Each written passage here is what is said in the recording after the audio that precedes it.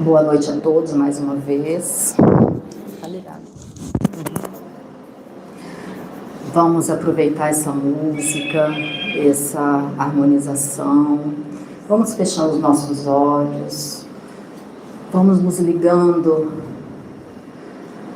ao nosso Pai, nosso Deus maior, Pai de amor, de bondade, pedindo Ele que nos envolva nessa noite, que nos envolva nesse estudo de hoje, que envolva o nosso palestrante, que nós possamos reter todo o ensinamento do nosso Mestre Jesus, que nós possamos, através dos seus exemplos, vivenciar em nossas vidas, na nossa caminhada por esse planeta.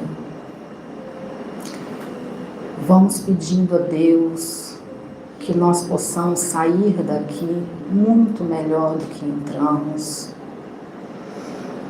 E vamos pedir às fraternidades amigas, a Jesus, nosso Mestre querido, que nos envolva, cada um de nós, de muito amor, de muita paz e de muita luz.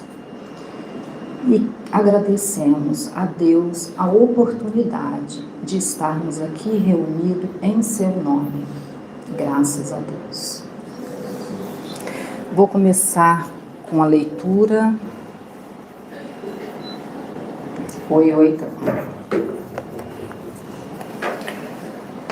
Pão Nosso, pelo Espírito Emmanuel, de Chico Xavier, lição 79. O mas, eu os discípulos. Tudo posso naquele que me fortalece. Paulo, Filipenses 4, versículo 13. O discípulo aplicado assevera: de mim mesmo nada possuo de bom, mas Jesus me suprirá de recursos, segundo as minhas necessidades. Não disponho de perfeito conhecimento do caminho, mas Jesus me conduzirá. O aprendiz preguiçoso declara: não descreio da bondade de Jesus, mas não tenho forças para o trabalho cristão. Sei que o caminho permanece em Jesus, mas o mundo não me permite segui-lo. O primeiro galga a montanha da decisão, identifica as próprias fraquezas, entretanto, confia no divino amigo e delibera viver-lhe as lições. O segundo estima o descanso no vale fundo da experiência inferior, reconhece as graças que o mestre lhe conferiu, todavia prefere furtar-se a elas. O primeiro fixou a mente na luz divina e segue adiante. O segundo parou o pensamento nas próprias limitações. O mas é a conjunção que, nos processos verbalistas, habitualmente nos define a posição íntima perante o Evangelho. Colocada à frente do santo nome, exprime-nos a firmeza e a confiança, a fé e o valor. Contudo, localizada depois dele, situa-nos a indecisão e a ociosidade, a impermeabilidade e a indiferença. 3 letras apenas denunciam-nos o rumo. Assim, recomendo meus princípios, mas Jesus pede outra coisa. Assim aconselha Jesus, mas não posso fazê-lo. Por meio de uma palavra pequena e simples, fazemos a profissão de fé ou a confissão de ineficiência. Lembremo-nos de Paulo de Tarso. Não obstante, apedrejado e perseguido, conseguiu afirmar vitorioso aos filipenses: tudo posso naquele que me fortalece. Graças a Deus. Agora eu vou chamar o palestrante Carlos Alberto Delaroli, do Grupo Espírita Alta de Souza, de Piúma. Oi! Não é espírito desencarnado, não. Já estava do meu lado e eu nem percebi. Tá vendo aqui em Meu Deus! Seja bem-vindo. Vou colocar. Vamos lá.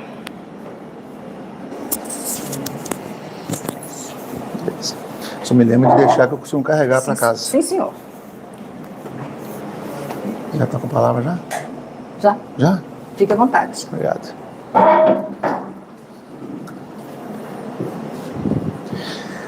Boa noite, meus irmãos. Em primeiro lugar, quero agradecer a oportunidade de estar aqui hoje, à direção da casa, né, que nos fez o convite. É uma honra de poder retornar. E confesso que eu levei um susto aqui, porque da outra vez, primeiro que era uma outra posição, né? E não tinha tanta gente assim. Então, muito feliz, né, por ver uma casa assim cheia, né? É uma alegria muito grande. E a gente traz uma proposta de reflexão. E agradecer também a presença de todos vocês que se dispuseram a estar aqui hoje, compartilhando conosco esses momentos, né? Tá dando para ouvir atrás? É. Porque o italiano aqui tem voz, tá? Se quiser, eu aumento o volume. E aí nós trouxemos um tema, o limite invisível. Quando minha liberdade fere o outro. Eu quero só deixar bem claro, como eu tenho feito em alguns lugares em que também temos a mesma oportunidade de falar para as pessoas, para os nossos companheiros, é de que, primeiro, eu gostaria só de fazer uma pergunta antes de prosseguir. Quando nós vamos para a aula, para a escola, na sala de aula, né, nós vamos para quê? Para aprender. Está vendo, Lúcio? Não vamos para aprender. Nós vamos para assistir aula. Porque o aprendizado não se dá apenas em 50 minutos, concordam? A gente vai ali, ouve, a professora passa as atividades, exercícios, né? E a gente vai nesse processo de construção do saber através, principalmente, do aprendizado de casa, no estudo, na reflexão, no exercício. Então, sinto muito dizer para vocês que aqui nós não vamos aprender nada, nós vamos assistir uma palestra, algumas falas, alguns apontamentos, para que depois, com o compromisso que cada um tem consigo mesmo, de pegar e estudar, né? De aprofundar, mesmo que saia com dúvidas, mas que saia com alguma coisa provocada no íntimo de vocês, no interesse de aprofundar aquilo, porque esse conhecimento é que vai fazer a grande diferença. Então, se estamos numa sala de aula aqui também, eu me coloco na posição do estudante que está apresentando apenas um trabalho, né?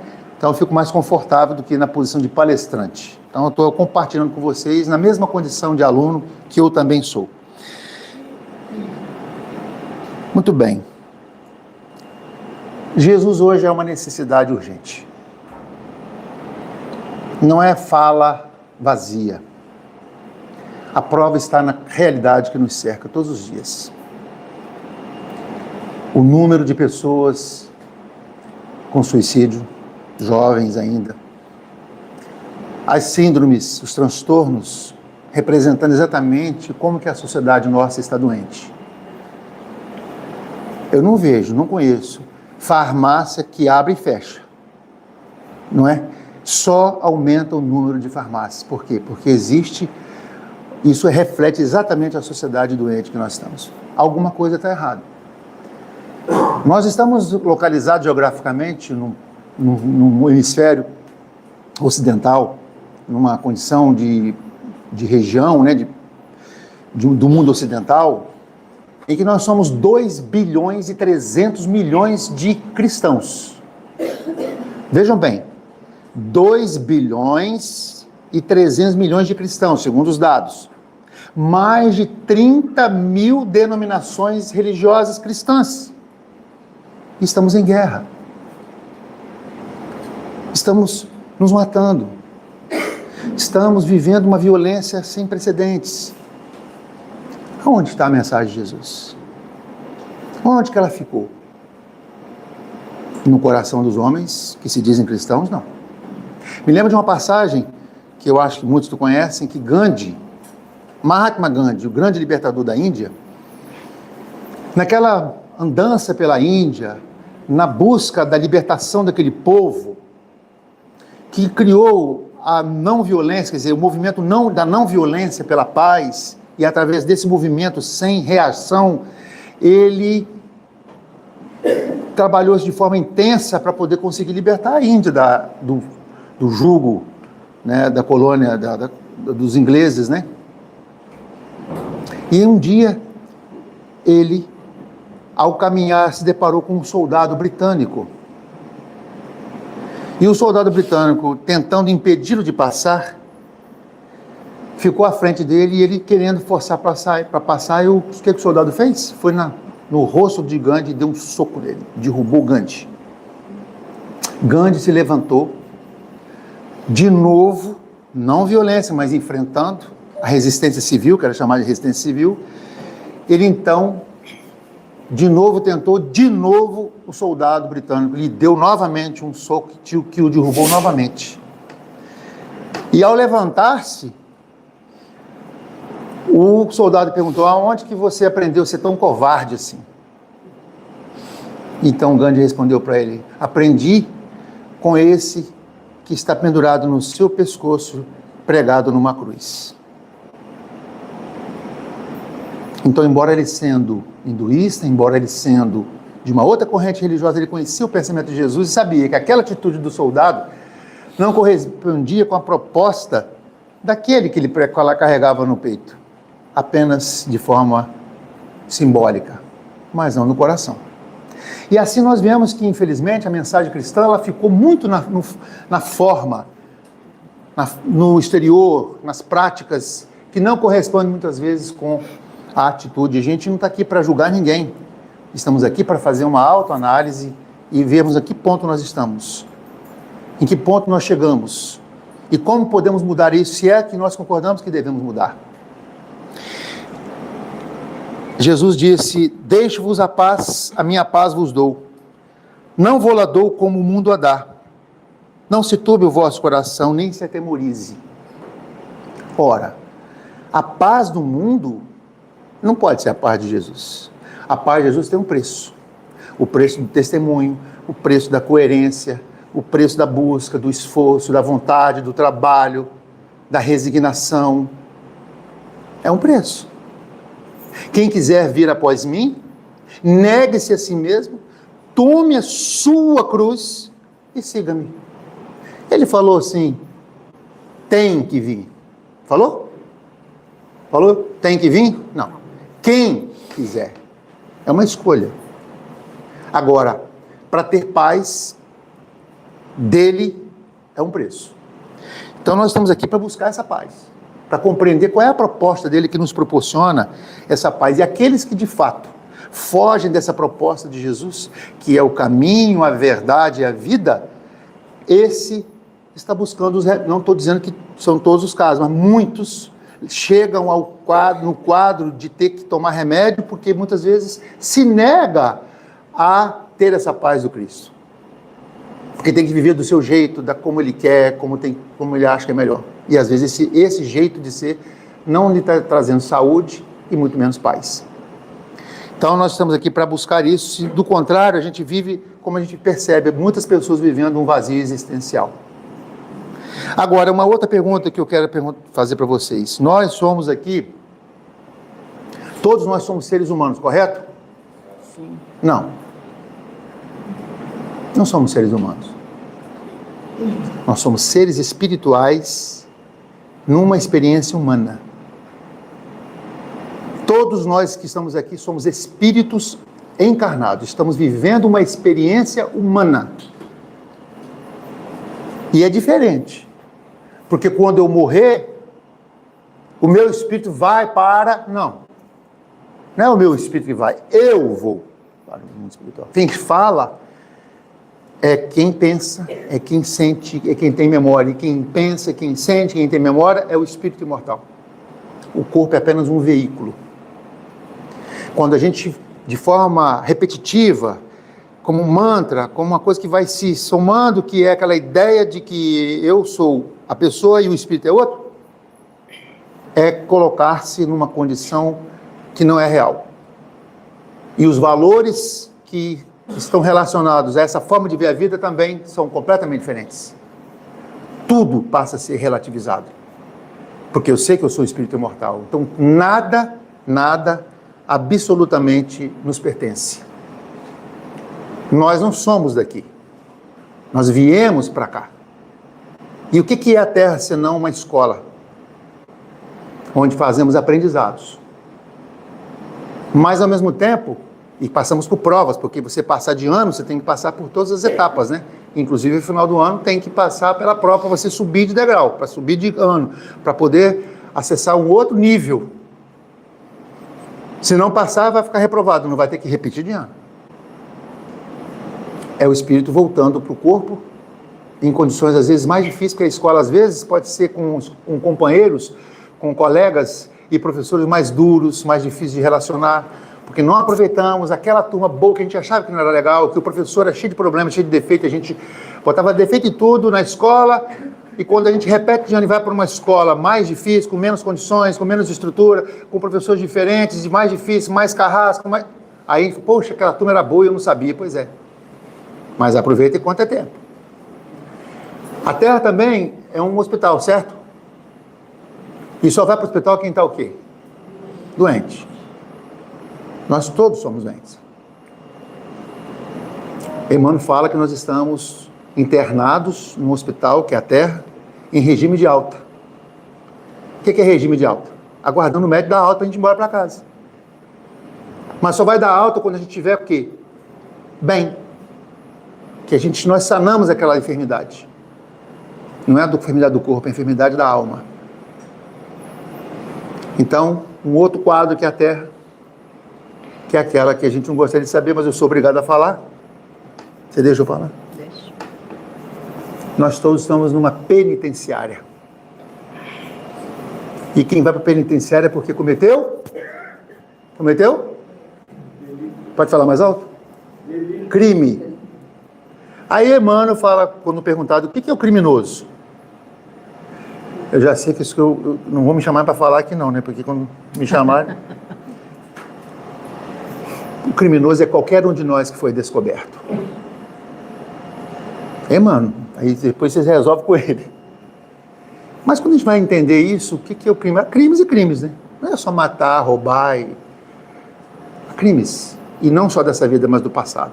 Nós não estamos aqui à toa, estamos aqui porque temos algo a devolver à sociedade, à lei, aquele que nós devemos e que afetamos ou prejudicamos de alguma forma. Ora, se a penitenciária é alguma coisa para nos corrigir, porque é essa a ideia, não é? É alguém cometeu um crime, ele vai ser punido por a falta da liberdade, porque ele tem que devolver com a falta da liberdade aquilo que ele tirou ou ele prejudicou alguém. E a sociedade, que é a sociedade que o condena, em nome do Estado, o Estado, em nome da sociedade, aliás, o condena, aplica a lei e ele vai... Acabou, né? Cumpriu a pena, o que vai acontecer? Ele está livre para retomar o convívio. Mas ele pode sair dali renovado, que é muito difícil no sistema de hoje, né? Renovado, reconhecido que ele cometeu erro, mas que agora devolveu, pagou pelo crime que fez. Mas quantos de nós achamos ainda, vamos deixar a penitenciária da vida revoltados, achando que foi uma injustiça ainda. E nesse processo de devolver, de pagar pelo que fizemos, que nós não lembramos, mas que fizemos, porque Deus é justo, nós agimos dessa forma. E deixamos de ser, embora sofremos a expiação, ou seja, pagamos o que devemos, mas não nos promovemos, não passamos de ano. Então toda expiação é uma prova, embora nem toda prova é uma expiação. A expiação pode ser que a pessoa tenha que pagar por aquilo que deve, e ao mesmo tempo fala assim, meu Deus, que bom que eu estou devolvendo aquilo, porque é tão bom ficar livre, não é? Ficar livre do que deve, porque é um processo natural. Agora eu estou livre, paguei o que eu devia, se liberta disso. E aprendi com o erro, aprendi as oportunidades dentro da penitenciária. A Terra é isso. Então, quando eu falo para os espíritos, somos todos nós, e falo primeiro para mim, é claro, é para fazer essa reflexão real. E aí nós vamos seguir e fazer uma outra pergunta. O que nos traz a casa espírita? Qual é o nosso interesse que nos traz aqui? Eu, como também em todas as casas que eu procuro falar, eu coloco isso como uma pergunta para que façamos cada um para nós. O que me traz aqui? Se a pessoa disser assim, eu vou lá, eu gosto de tomar um passe, que eu senti que eu estou com um encosto, né? E aí eu vou lá para tirar essa energia negativa, essa coisa minha, né? Eu sou vítima, né, de uma perseguição. Tudo bem, é legítimo que a pessoa procure um socorro. E a casa espírita tem essa orientação para dar. Lembrando que sobre esse aspecto, que não há perseguição sem o perseguido, não há perturbação sem o perturbado, não há obsessão sem o obsidiado. Não há como, embora na questão 459 do Livro dos Espíritos, quando Kardec pergunta, os espíritos influenciam nossos pensamentos e atos, o que os espíritos superiores disseram? Não só vos influenciam, como de ordinário são eles que vos dirigem. Aí a gente fica preso, às vezes, meu Deus, então tudo que eu faço, os espíritos estão me mandando fazer? Não. Não é bem assim. Se chegar a esse ponto, não chega. Às vezes, num processo de obsessão tão grave, que é a subjugação, que a pessoa perde a própria vontade. Mas as influências são aquelas influências que a gente acontece de encarnado para encarnado. Aquela pessoa que fala assim, faz isso não, segue ali, deixa de ser bobo. É uma obsessãozinha. É uma influência negativa. Quando tudo que for para o mal é uma influência negativa. Uma ideia, uma sugestão. E às vezes de encarnado para encarnado. Então precisamos ter cuidado com isso. Se entendemos isso. Então, quando a gente chega na casa espírita, a gente explica o quê? Se há perturbação, porque você precisa de ajustar-se. Porque o processo de evitar isso é de dentro para fora, não é de fora para dentro. Porque eu posso até convencer o espírito numa reunião mediúnica de que ele não persiga ninguém, mais aquela pessoa, e ele segue a vida dele. Mas se o indivíduo continuar traindo, pensando do mesmo jeito, sendo egoísta do mesmo jeito, sendo orgulhoso, sendo vaidoso, ele vai atrair outros. Então o problema não são os espíritos, é a própria pessoa. E isso exige a paz de Jesus, exige o quê? Transformação moral, exige de nós uma postura diferente. São escolhas que nós temos que fazer. Mas se a gente quer paz, quer saúde, quer bem-estar, quer passar de ano, quer pagar o que deve, quer curar a alma, depende de mim. Com a ajuda daqueles que podem me auxiliar na terapia. Claro que o passe é importante, ajuda, a força, a água fluidificada, a reunião mediúnica. Todo o processo terapêutico espírita, ele é fundamental e importante, mas só se cura quem quer curado. Jesus falou isso claramente em todas as situações. Vá, que a tua fé te curou. Vá e não tornes a pecar. Então ele mostrava que a responsabilidade de cada um que causava o problema, o sofrimento era causado por nós. Se não for nessa vida, de outra vida. Mas a maior parte dos sofrimentos nossos, que a gente sempre delega isso à encarnação anterior. O que é que eu fiz para merecer isso? Tapei pedra na cruz. Tem um espírito obsessor que é meu inimigo. Não, o obsessor é você. É você que causou o problema e quem vem buscar é o credor que vem cobrar de você. Então, toda essa releitura é importante e real e sincera que eu estou trazendo, porque muitas vezes a gente vem à casa espírita com essa ideia, fruto de uma informação equivocada, ou de um interesse que não é legítimo, porque, embora a gente acolhe, mas a pessoa tem que entender que aqui não se faz milagre. E nenhuma casa séria vai prometer nada a ninguém. Sim, promete, desculpa. A libertação.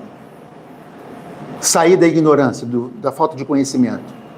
Mas depende do estudo, depende de estar aqui nos grupos de estudo, de acompanhar, de aprofundar, de tirar dúvida, de questionar, porque é isso que faz o crescimento nosso. E aí a gente pode, eu digo para vocês, meus irmãos, os problemas acabam? Absolutamente.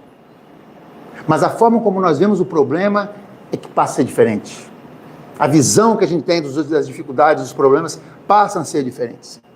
Porque a gente passa a ser mais maduro, mais consciente, mais responsável, sem vitimismo, assumindo, não é culpa, não é isso, é responsabilidade, é diferente. E aí começa a trabalhar né, esse homem velho, esse espírito velho que somos nós, trazendo dentro do nosso inconsciente um mundo de defeitos, de erros, de equívocos, de traumas. E aí a doutrina nos oferece a libertação pelo processo de autoiluminação, de autoconhecimento, de ressignificação da vida. Mas isso é uma questão de cada um. E que ninguém pode cobrar nada de ninguém. Não estamos aqui para isso, né? Então, não são essas propostas do Espiritismo. A cura que o Espiritismo propõe é a da alma. É o nosso processo de iluminação interior. Por isso que Jesus colocou: e conhecereis a verdade, e a verdade vos libertará. Quer dizer, conhecereis e vos libertará é um processo. Porque na medida que a gente vai amadurecendo e conhecendo, ela vai nos libertando, porque é um insight que você fala assim: meu Deus, eu não tinha percebido isso. Até hoje, eu já estou há 40 e poucos anos, 45 anos, 46 vou fazer esse ano, estudando a doutrina espírita. Eu peguei hoje o livro dos Espíritos para ler. Falei: meu Deus, eu não sei nada, mesmo. Porque mesmo aquela questão que a gente já viu, não sei quantas vezes, a gente descobre uma coisa nova. Porque não é que aquilo mudou, é que a gente é que amadureceu, a gente tem outra percepção, pelo esforço, pela vontade de entender, de buscar, de sede de saber, de querer se libertar, de querer saber essa verdade. E é maravilhoso quando a gente entende isso. É maravilhoso quando a gente compreende o sentido da vida. Quando a proposta ela é muito mais abrangente, não é uma vida material, não é conforto material, não é saúde material. É algo que nem é inexplicável, é aquela coisa da alegria de viver, apesar de todos os problemas em torno de nós. Mas esse é o ponto de vista nosso, a partir do momento que a gente passa a entender aquilo que era tão tenebroso, parecendo, até que não é tão assim, é menos, não é tão feia, até que minha sogra, ela não é tão ruim assim. Minha sogra, eu falo, quando ela chega perto de mim, alguém pergunta assim: você é sua parente? Não, mas você não está ouvindo o barulho, não? Aí a pessoa: o que é? Eu? Ela fica para morrer, mas eu adoro minha sogra. Quem dera que todas as sogras fossem igual a minha. Então, a verdade está na base da doutrina espírita. Nós não estamos mais vivendo naquele tempo em que havia necessidade de falar em parábolas, de forma metáfora, né, como Jesus fazia, porque era necessário para a época. Agora é direto ao assunto. Já saímos da fase infantil e já estamos na fase do ensino médio, pelo menos, capazes de compreender. E agora que a humanidade chegou, não todos, mas uma boa parte dessa humanidade, e nós estamos aqui por isso, temos condições de compreender essas verdades. Não tem mais promessa de nada não. Agora vamos assumir o controle da nossa vida. É querer. Então, é muito prático, né, que a doutrina espírita nos traz o seguinte objetivo. Está lá na questão 627 do Livro dos Espíritos. Porque se Jesus é um modelo e guia da humanidade, não é isso? Nós sabemos? Jesus, questão 625 do Livro dos Espíritos, é, segundo os Espíritos, o modelo e guia da humanidade. É o nosso modelo, o modelo que nós devemos seguir. É o guia. Então, aqui, os ensinamentos dele estão contidos aonde? No Evangelho de Mateus, de Marcos, Lucas e João. Tá. Aí quando você pega o Evangelho segundo o Espiritismo, a pessoa pensa, tem gente que acha que é um outro Evangelho. Não, gente, é o Evangelho de Mateus, Marcos, Lucas e João, segundo a visão espírita, porque Kardec teve a sabedoria, como missionário que é, de retirar dos evangelistas aquilo que nos interessa, que é a proposta educacional, que é o ensino moral. Jesus foi para cá, foi para lá, fez um milagre e tal. Kardec, inspirado em Santo Andrés, no norte da França, quando ele foi fazer um retiro para descansar, trabalhou fazendo o Evangelho segundo o Espiritismo. Imagina, fazendo um retiro. Imagina quando ele estava trabalhando, o que ele não fazia, né? Então, esse missionário de Deus, inspirado pelo Espírito da Verdade, orientado por ele, sozinho, elaborou, isolado, elaborou em Santo Andrés, lá no norte da França, esse livro maravilhoso, que é um evangelho na visão espírita, porque foi direto ao assunto, é o ensino moral, o que é que eu tenho que fazer, como agir. E aí, ele fala, aí pergunta Kardec, bom, se a moral de Jesus é a moral, por que os espíritos têm de diferente para trazer para nós?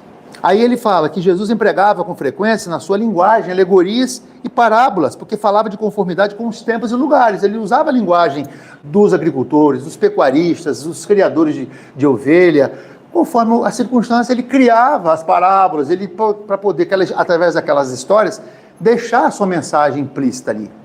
Ficaria na memória do povo e chegou até nós. Faz-se necessário agora, os Espíritos estão trazendo a resposta. O que tem diferente que os Espíritos de Deus, os Espíritos superiores, os Espíritos coordenados pelo Espírito da Verdade, trouxe de diferente além da moral? Aí, faz-se mistério agora que a verdade se torne inteligível para todo mundo. Porque mesmo Jesus usando aquela parábola, aquela mensagem, havia coisas que não dava para explicar. Por exemplo, se o seu olho é motivo de escândalo, arrancai-o. Ora, se você levar ao pé da letra isso, é uma aberração. O que ele quer dizer com isso? E muitos fazem suas interpretações sem ter as ferramentas e os princípios fundamentais para compreender o que Jesus quis dizer. E um desses fundamentos, naquele tempo, não tinha, que era, por exemplo, a reencarnação, que é uma lei divina. Então, pela reencarnação, você vai compreender muitas outras coisas. A questão dos fluidos, a questão da obsessão, vários aspectos que hoje, através do Espiritismo, ele vem esclarecer e elucidar certas passagens que ficavam sem entender naquela época, o que Jesus queria dizer. E Jesus sabia disso. Muito necessário, ele diz, questão 627, vão lá depois e confere, por favor. Muito necessário é que aquelas leis, olha isso, leis, sejam explicadas e desenvolvidas. Leis, obrigado. Agora do centro, né? Leis de quem? Leis de quem? Leis de quem? De Deus. Porque Jesus foi aquele que viveu a mensagem de Deus, quer dizer, as leis divinas. Então, agora é necessário que aquelas leis sejam explicadas e desenvolvidas. Né? Não vamos entrar nesse detalhe, não. Aí diz, tão poucos são os que compreendem aquelas leis, poucos, nesses 2 bilhões e 300 bilhões de hoje, né? Fora que já desencarnaram desde aquela época, né? Que somos nós também, né? Que já várias vezes viemos como cristãos alisando o banco de igreja. Agora estamos aqui alisando o banco do centro, né? Tão poucos são os papaoches, agora são os papapásseos, né? Então, tudo bem. Mudou só o jeito, mas o pensamento às vezes continua o mesmo. Tão poucos são os que as compreendem e ainda menos os que as praticam ou seguem. Prática, de que ação. O que os Espíritos esperam? Prática, ação. Então, qual é a missão? Nossa missão consiste em, olha essa, não, cada uma, que é para não voltar mais aqui mesmo, não tem jeito não. Nossa, não sou eu não, sou os Espíritos aqui agora. Nossa missão consiste em abrir os olhos e os ouvidos a todos. Se vai abrir os olhos e os ouvidos, porque estão fechados. Fechado pelo interesse, fechado pela indiferença, fechado pelo egoísmo, fechado pela imaturidade. Então eles estão sacudindo a gente, pelo amor de Deus, abre os olhos. Ouçam. E pior, confundindo os orgulhosos e desmascarando os hipócritas. Os que vestem a capa da virtude e da religião a fim de ocultarem suas torpezas. Então essa é a missão deles. Os orgulhosos são confundidos por quê? Porque o orgulhoso acha que sabe tudo. Eu sou PhD. Eu sou PhD. Não estou desmerecendo quem tem PhD, não é isso. Mas às vezes acha que com esse título, com essa titularidade, com esse conhecimento que ele se diz ter, ele se confunde com as coisas mais simples. Boa noite, pode chegar, boa noite, sejam bem-vindos à casa de vocês. Né? É nossa, né? Sim. Muito bem. Podemos continuar? Sim.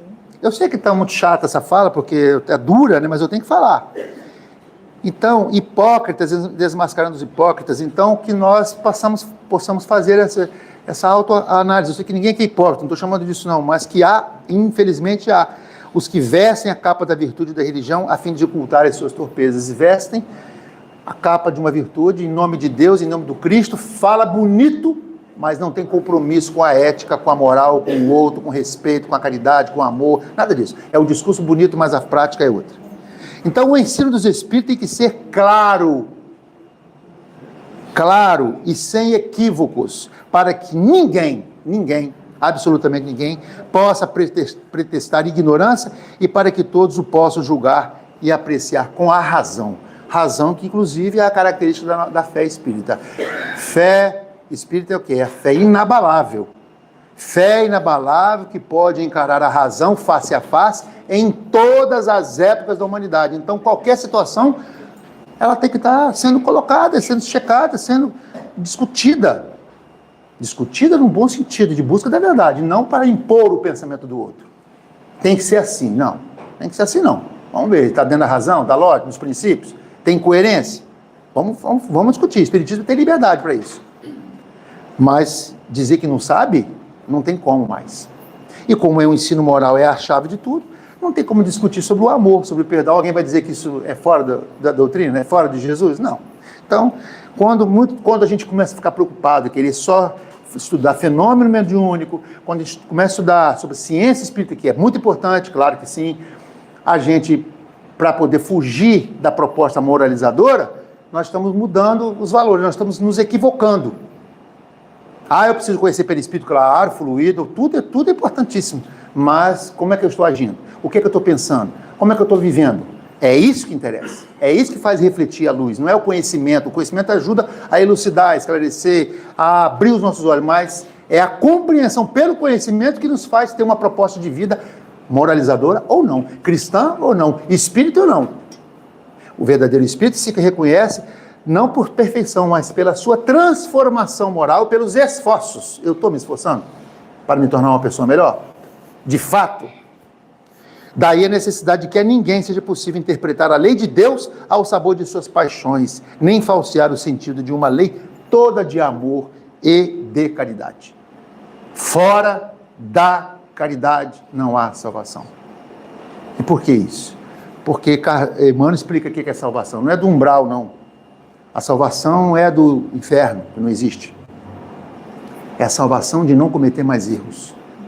Quando a gente age dentro dos princípios da caridade, conforme entendia Jesus, benevolência, indulgência e perdão, 24 horas, nós estamos caminhando para acertar mais e se comprometer menos, nos salvando das situações de cometer mais erros, de se comprometer com a lei e de produzir com isso mais sofrimento, mais dor, né? Então, assim como Jesus, o Espiritismo traz uma proposta de comportamento. O comportamento que tem que ser coerente com essa revelação.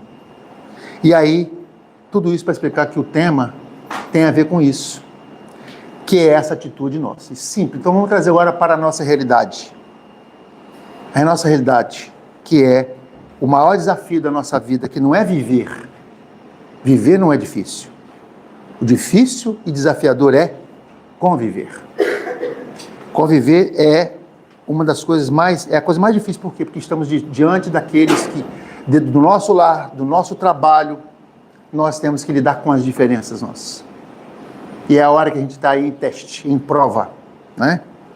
Conviver é desafiador para todos nós. Então, eu pergunto, quem é que é contra a liberdade? Alguém é contra a liberdade de ser livre? Alguém é contra ser livre? Não, né? A liberdade é uma característica fundamental da vida. Eu quero pensar como eu quero fazer o que eu quero ser livre para fazer as minhas escolhas, não é isso? Mas, às vezes, e nós, aliás, temos muito estímulo para ter direito. Eu tenho direito disso, direito aqui, realmente tem direito. E quem fala dos deveres, não é verdade? Então, será que o fato de eu querer a minha liberdade, eu, por exemplo, tenho o direito de falar? Eu tenho o direito de falar. Mas eu posso falar tudo o que eu quero? Quando eu quero e como eu quero? Não. Eu posso agir, eu posso escolher, eu posso ser quem sou. Em que momento o meu direito começa, então, a ferir o outro? Aí tem uma situação, porque, por exemplo, se eu falar alguma coisa hoje que vai ferir alguém, um outro que ouviu, a própria pessoa pode denunciar e a lei enquadra aquela pessoa como crime de racismo, não é isso? Com misoginia, etc. Hoje nós estamos aí cheios dessas leis. Mas tem coisas que nós não conseguimos. Ela é invisível. É invisível, né? Então ela não está escrita em lugar nenhum, nem nos códigos, nem na Constituição, nem no Código Civil, nem no Código Penal. E ela está onde? como é que eu posso estabelecer esse limite, né? Aonde que está esse limite que é invisível? Tipo assim, bom, o que é o limite? Bom, eu posso ir até naquele ponto, naquela linha divisória, dali para lá, opa, eu não posso. Por quê? E o que diz? O que é essa linha, né? Ela é silenciosa, ela não aparece, mas ela é sentida. Quando você passa daquela ali, ou a pessoa passa, alguém passa de uma linha para outra, aí cria um sofrimento, cria um prejuízo a alguém. O que é esse limite? Alguém pode sugerir? Perfeito, perfeito. Consciência. Muito obrigado. Questão 621 do Livro dos Espíritos. Aonde está escrito a lei de Deus? Na consciência. É a nossa bússola. E a gente não dá muita bola para ela, não. Eu não quero nem saber, eu vou fazer o que eu estou pensando, porque né? Todo mundo faz, todo mundo é assim, por que eu vou ser diferente? Não é isso? Muitas vezes? Então, ferimos com palavras aparentemente normais.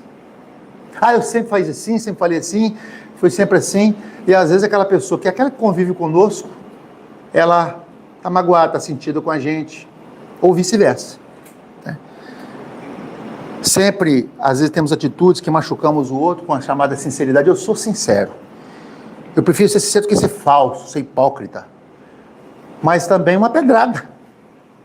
Eu aprendi, tenho dado esse exemplo, que há muitos anos atrás, isso quase 45 anos atrás, na época do vídeo, da fita cassete, acho que os mais velhinhos sabem o que é que eu estou falando, as fitas cassetes, né? A gente escutava as palestras de Divaldo Franco, então me tirei essa história de lá. Joana de Anjos dizia o seguinte, que a verdade, embora tenha o valor que tem, ela é como um diamante. Imagina uma pedra de diamante polida, linda, branquinha, clarinha, de um valor extraordinário. Toda lapidada, aí eu jogo no rosto de alguém, para dar de presente para ela, e machuca aquela pessoa. Ela vai olhar que é um diamante, ela vai olhar que é uma ferramenta, é uma arma que machucou, né? E aí, ela diz, pois é, mas essa mesma pedra, se você colocá-la no estojo, aveludado, embalado e entregar a pessoa, ela vai aceitar. É a mesma pedra. A verdade é a mesma coisa. Você pode entregar a verdade, falar da verdade, entregar a verdade de forma respeitosa, sem machucar a pessoa. Não existe lei que consiga ver isso. Isso está nas relações humanas. Quantas coisas que nós apedrejamos, quantas pedras nós já lançamos e quantos que já recebemos também de alguém. Era a verdade, mas não precisava de ser daquele jeito. Então nós nos ferimos um com o outro sem nos apercebermos. Porque eu sempre fui assim, porque eu aprendi que seja assim, porque é melhor ser assim do que ser falso. Por que não podemos melhorar isso? Por que não podemos entregar essa pedra de uma forma respeitosa? Mas eu já entreguei desse jeito, já falei com todo cuidado e a pessoa não estava nem aí. Aí já não é problema seu. Se você entregou a pedra, ou seja, a verdade de uma forma respeitosa, sem humilhar, sem constranger, e ela não aceitou por orgulho, já não é problema seu. É problema da pessoa. A consciência, que é a lei divina, nos dá, nos permite, nos libera para poder a gente ter paz. E a paz, o preço dela é a consciência, tranquila, diante do dever cumprido. Então, precisamos ser verdadeiros sim, mas que sejamos caridosos também, né? Gentis, suaves, leves, conscientes, agindo de forma que considere sempre esse limite, dizendo, eu não vou fazer uma coisa que eu sei que para mim seria horrível, então eu não vou fazer isso, né? E Emmanuel diz que ninguém lesa ninguém sem ser lesado. Porque aí nós temos uma outra coisa que o Espiritismo está trazendo para nós. A lei de causa e efeito, a lei do retorno. Então, ninguém que fere o outro, que não se fere. Porque por mais que eu encontre, eu queira encontrar no amigo, no parente, no familiar, quando a gente comete uma coisa, eu falei, soltei os bichos. Aí depois a gente fica arrependido, ele não quer admitir por orgulho, aí vai pedir validação, vai falar assim, você não acha que fulano, aí vai procurar todo mundo. Fulano, eu tive um problema assim, me estressei com fulano, falei a verdade, soltei os bichos mesmo. O que você acha? Você não acha que eu estou certo? Porque já quer falar, já fala logo, eu estou certo, né? A pessoa não tem chance nem de... Não, ela já vai dizendo, eu estou certo, não estou? Porque ela precisa daquela validação. Aí a pessoa, para não criar um problema, fala às vezes o quê? Meu filho, você está certo, é isso mesmo, você estava na sua razão, você também é gente, você é humano também, tem todo direito. Eu precisava de ouvir isso. Ela ficou em paz? Por quê? Porque a consciência dizendo assim, mas não foi isso que era para ter feito. E ela não te deixa em paz. E essa consciência lesada pelo fato de você ter falado o que achou que tinha que falar, como você quis falar, apedrejou no rosto da pessoa como você quis, ela vai te machucar o resto da vida se você não reparar. Porque não há prejuízo algum que se conserte, senão pela reparação. Está lá no Código Penal da Vida Futura, que Kardec coloca na questão, no artigo 16, se eu não me falha a memória. Não há arrependimento, há expiação, e para poder sanar aquela dívida tem que ter a reparação, pelo pedido de perdão sincero, pela devolução do prejuízo que foi dado. Do contrário, a consciência não vai te libertar. E por isso nós vemos o quê? Esse quadro, uma das causas é isso, é o quadro de transtornos, porque a consciência está travada, a culpa está remoendo, o remorso está causando toda essa enfermidade, esse processo de somatização de culpa, de remorso, que vai virando câncer, gente. Isso está na ciência provando isso. Porque nós não queremos abrir mão daquela verdade, daquele direito de achar que pode falar como quiser. Então, se nós entendemos isso, somos inteligentes, mas queremos ficar bem, sair do hospital com alta, curado, então que a gente não volte para casa doente, ou pior ainda, né, com mais doença. Então precisamos aqui, hoje, nós não estamos aqui para julgar ninguém, por favor, não é isso. Mas olharmos para quem? Para dentro de nós, né? Porque talvez sem perceber, sem intenção, até sem maldade, porque a gente às vezes não tem isso também. Às vezes a gente faz as coisas, porque, meus irmãos, eu tenho falado essa mesma palavra, cada lugar que eu falo é diferente do outro. O Lúcio, que tem me acompanhado, sabe disso.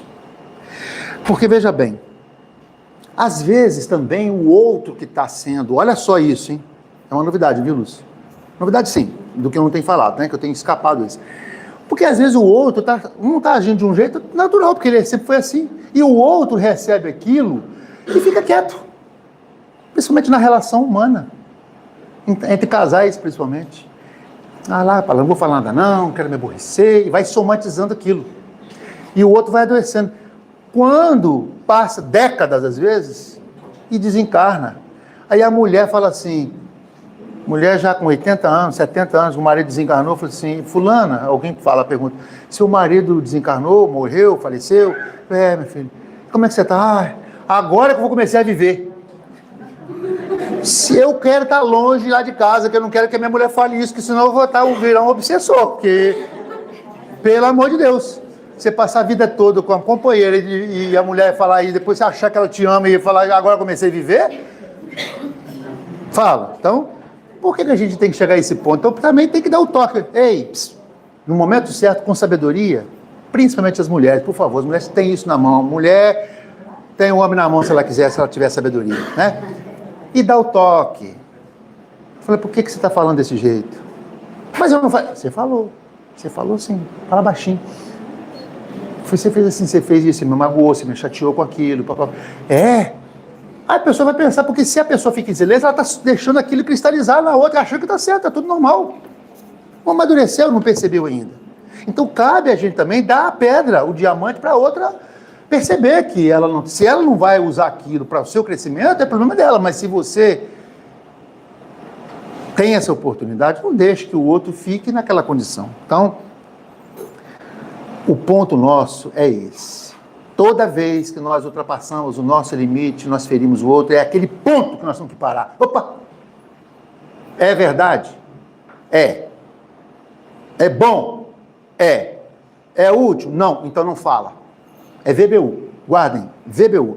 Tudo que eu vou falar, que eu vou fazer é verdade, é bom, é útil, não. É verdade, não é bom, não é, também não falo. Só faz, não é verdade, então nem começa. Mas engole. Se só faz se for verdade, se for bom e se for útil. Aí se faz, porque sabe que vai ser para aproveitar para crescimento. Se do contrário, esquece. Então, nosso objetivo da encarnação aqui qual é? Eu posso ir até 8 horas? Ou não? Não? Não, 7 horas, desculpa, é 7, hein? Posso? É porque, desculpa, porque eu estou acostumado com as 8 horas, né? Sempre tem 7 às 8, né? Aqui que começa mais cedo, mas tudo bem. Então, na questão 132, Kardec pergunta aos espíritos, qual é o objetivo da encarnação dos espíritos? Somos nós. Eu falei no início que nós somos espíritos vivendo a experiência humana, não é isso? Então, todos nós aqui somos espíritos encarnados. Então, qual é o objetivo da encarnação? Qual é? Dou-lhe uma, dou-lhe duas? Evoluir. Deus lhes impõe a encarnação com o fim de fazê-lo chegar à perfeição. Que é evoluir. Para uns é expiação, para outros é missão. Mas para alcançar essa perfeição tem que sofrer todas as vicissitudes da experiência, da existência corporal. Esse é um aspecto. Então nós estamos aqui com o objetivo de evoluir para chegar à perfeição. Uma vida só chega à perfeição, gente? Então, por isso tem que ter reencarnação. Encarnação, depois o processo de retorno. A gente volta para casa, reflete. Poxa, eu perdi aquela lição daquela professora, aquele trabalho que eu negligenciei. Poxa, eu matei aula da escola, né? Eu fiquei revoltado na penitenciária, criei um motim lá. No hospital não quis tomar remédio. É o momento de a gente reavaliar. Aí a gente volta para começar tudo de novo, né? Se não for alcançou o ensino médio completo, pelo menos foi metade, agora daquele ponto para frente você vai avançar. Então, é assim que a gente vai. Quando a gente entende isso agora, nós estamos avançando, meus irmãos, vamos aproveitar cada minuto. Por que a gente vai deixar para depois, se eu posso crescer, se eu posso me capacitar, se eu posso fazer o curso extra, se eu posso, não é? Então vamos aproveitar. Para uns, expiação. E tem que sofrer, por quê? Porque só assim que a gente ganha experiência. Não adianta falar assim, Senhor, me dê paciência. Aí Jesus manda a sogra, né? O cunhado complicado, o patrão difícil. Aí você está ali naquele estresse. Eu falei, Senhor, eu pedi paciência. Aí ele fala assim, meu filho, não foi isso que você pediu? Eu mandei alguém para testar a sua paciência, para você, pela experiência da convivência, ter o amadurecimento. Ele é a sua oportunidade de ter paciência.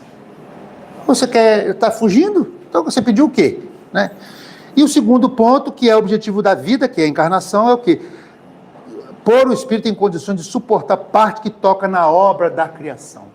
Então Deus criou tudo isso, um universo infinito, mas nos criou para sermos co-criadores com Ele. E é assim que a gente, no convívio social, no trabalho, na aquisição de conhecimento, nós vamos ajudando no progresso material, no progresso moral, começando pelas pequenas coisas.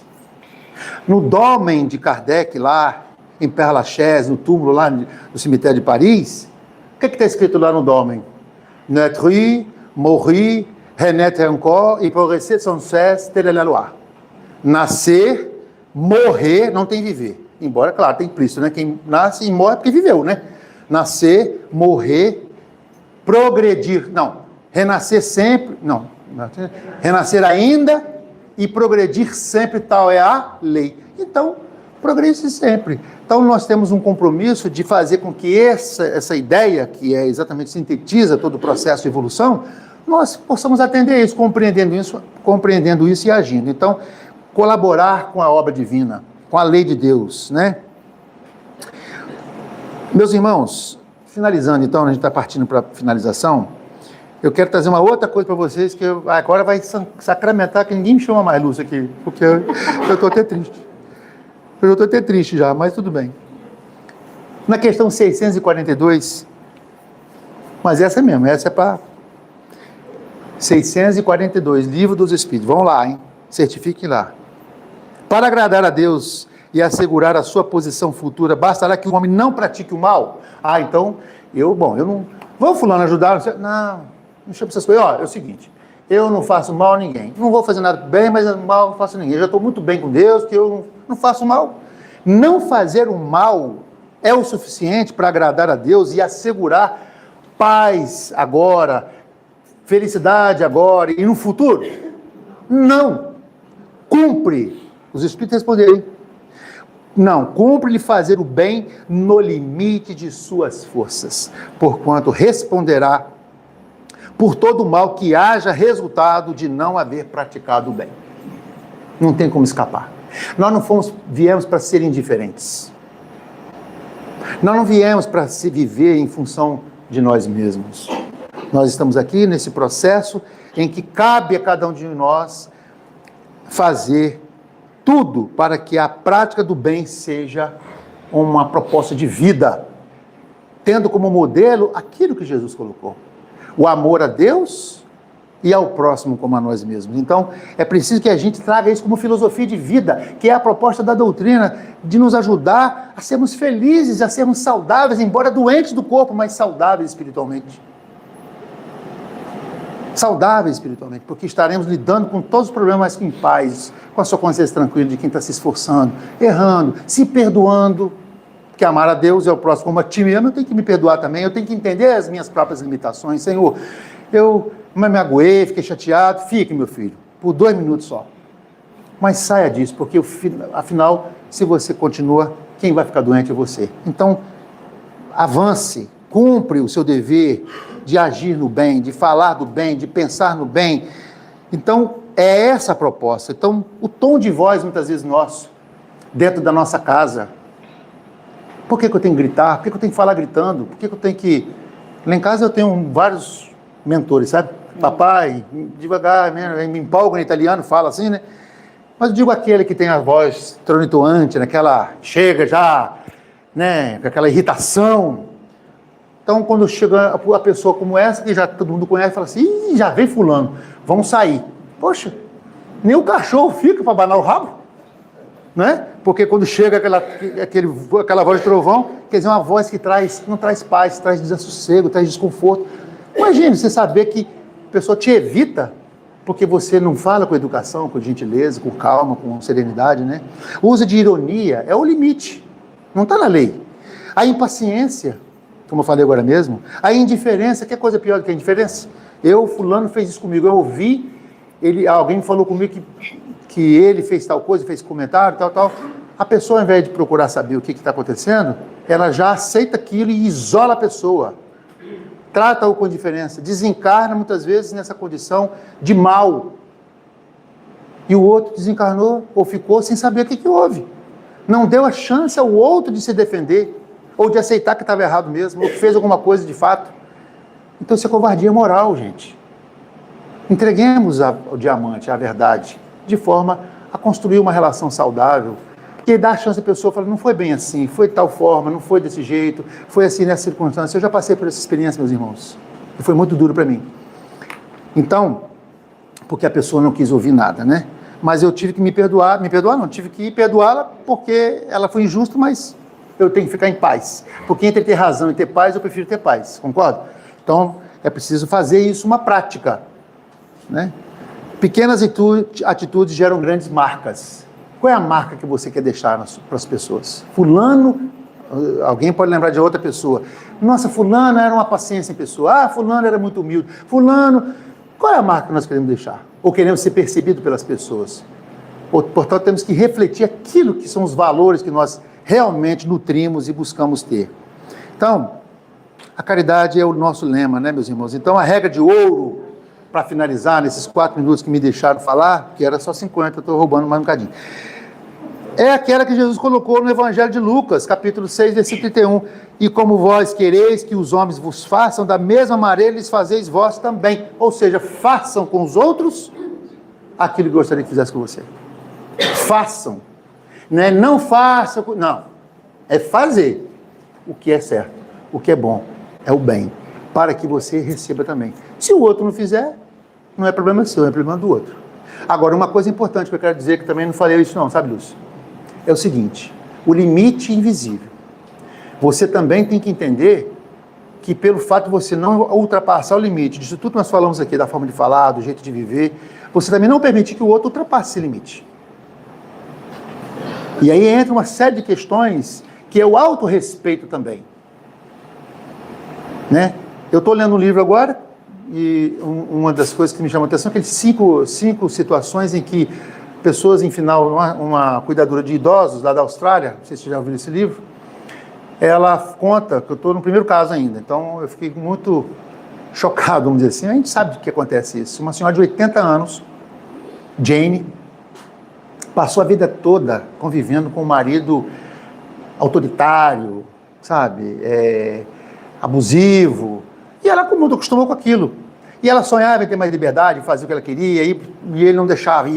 Aconteceu que ele precisou ser internado por tempo indeterminado, numa clínica, e ela falou, agora eu vou viver. Olha só, agora eu vou viver. Pouco tempo depois descobriu que estava com uma doença grave em fase terminal. E ela confessa, portanto, para a cuidadora, falou assim, nunca você faça isso, não se anule por conta do outro. Não deixe que o outro passe o limite dele, do desrespeito. Tenha coragem de se posicionar. Se proteja, né? Porque nós estamos aqui por prova, mas nós estamos aqui na escravidão. Então nós precisamos entender que é preciso se posicionar da forma correta para que o outro também você não permita que ele ultrapasse a linha do respeito, a linha da consideração. Aquilo que você dá para você conviver, tudo bem. Porque você tem que compreender o outro, que é o processo educativo, o processo de caridade, o processo do amor, mas não ao ponto de se anular e de criar isso um sofrimento para você passar a vida toda num sofrimento profundo, se anulando, se martirizando e criando doença. Ela contraiu um câncer de pulmão por conta do cigarro que ele fumava dentro de casa. Olha quanta raiva que ela passou a ter dele por conta disso tudo. Agora não tinha mais tempo de recuperar esse tempo e de fazer o que ela queria, porque estava já indo embora. Então, quantos dramas, quantas dores por termos ultrapassado esse limite. Portanto, é preciso que a gente tenha o cuidado. Se nós não queremos ser desrespeitados, então respeitemos, né? Se nós não queremos ser traídos, sejamos leais. Se nós não queremos ser humilhados, então pratiquemos a dignidade com todos. Não queremos ser esquecidos? Então, lembremos-nos, principalmente daqueles que estão distantes, há muito tempo sem falar com a gente falar com ele, e aqueles que sofrem. Em casa, nas redes sociais, em qualquer lugar, nós teremos uma vida melhor para nós e com certeza faremos o nosso ambiente melhorar também, a partir de nós, porque nós não podemos mudar ninguém. A única pessoa que a gente pode mudar na vida somos nós mesmos, né? E o dever, portanto, que é isso que nós estamos falando, o limite, o dever de não ultrapassar o limite, ele é mais exigente onde o amor é mais necessário. Ah, mas tem vários filhos, e um é terrível. É ali que é o mais necessário. É ali que muitas vezes é preciso mais esforço para com aquele que vem como credor, talvez, né? Que é o mais difícil, o mais complicado. Então, a consciência, portanto, é aquilo que vai nos dar paz ou não, né? Finalizando o dever mesmo. Finalizar mesmo. Talvez exista alguém esperando apenas o que de nós? Uma conversa mais branda, um pedido de desculpas, um abraço não adiado, uma mudança de postura, né?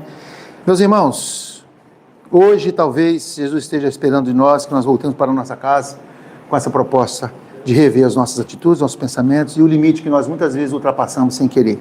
Porque no fundo, o dever é caminho pelo qual o amor aprende a se expressar. Que possamos expressar o nosso amor através do esforço que devemos ter de termos uma vida mais saudável, mais tranquila, mais serena, respeitando sempre o outro, que é uma forma de demonstrar o nosso amor e a nossa maturidade espiritual. Que Jesus possa nos abençoar e, perdão, desculpe que eu passei um minutinho, que Ele possa nos levar nos nossos lares com muita paz e muito conforto, muita luz e despertado para a busca dessa autotransformação que é a proposta que o Doutrina Espírita nos coloca ao alcance. Muito obrigado a todos.